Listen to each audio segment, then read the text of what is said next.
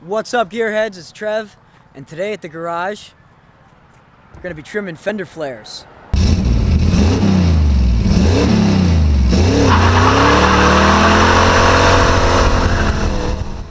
So I've been kind of hinting at it in a couple other videos. I got some bigger tires, going from 31s to 33s.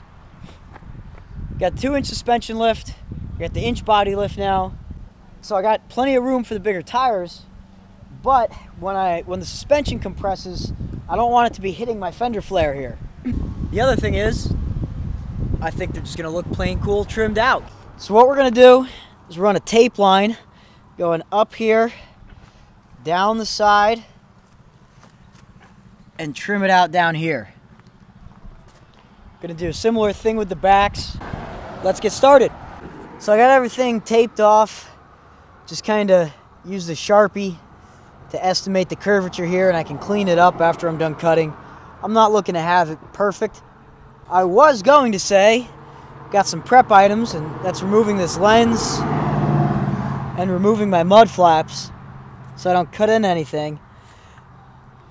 But here's the thing.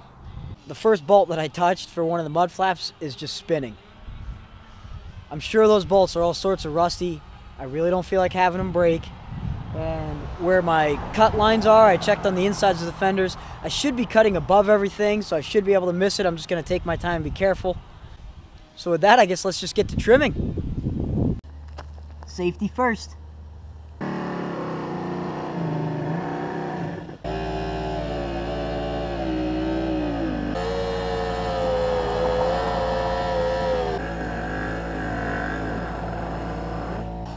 So I started just making a little bit of an indentation, trying to keep my line straight.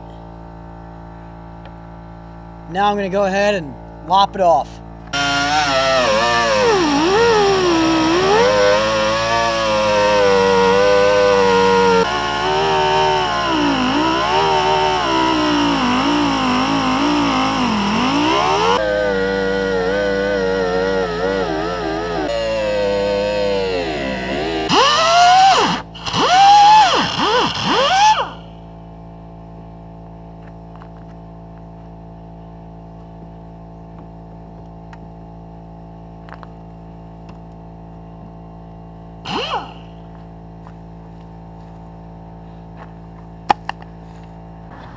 How's that for some wheel well clearance?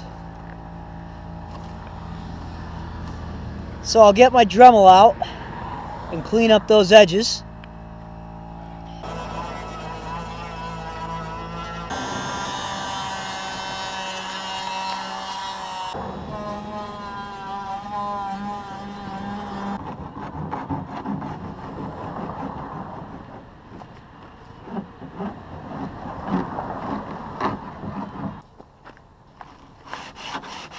Got the fenders all trimmed up.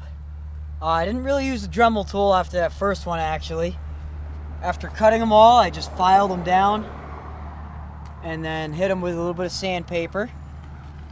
Then I blew them off with some compressed air, and I just finished Windexing them, getting all the grease and everything off them, whatever I can. Because you'll notice this particular fender on my passenger front looks a little bit darker than the other ones. Why? Because the previous owner was in an accident and this was replaced. So, next step is to freshen up the fender flares. I'm going to hit them with some bed liner. And yes, I know this looks like crap, but new fenders in the distant future, all together. So, for the meantime, it's be a nice tough look. Alright, so I got everything taped up. It's starting to rain just a little bit, so I'm going to hurry up and see if I can get this all sprayed on. So that's the second coat of bed liner. I really think this is going to look good. It might look a little custom with the rain droplets in it, but bed liner lays on pretty well textured anyway, so I'm not overly concerned.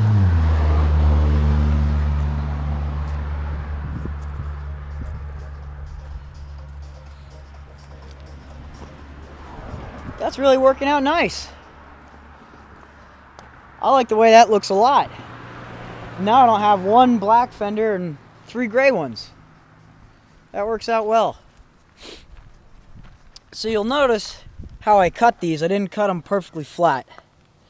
I left just a little bit of a curvature coming down here. And the reason I did that is I've seen some people where they cut them right across the edge and leave them completely flat. And then what happens is their fender flare ends up looking like this.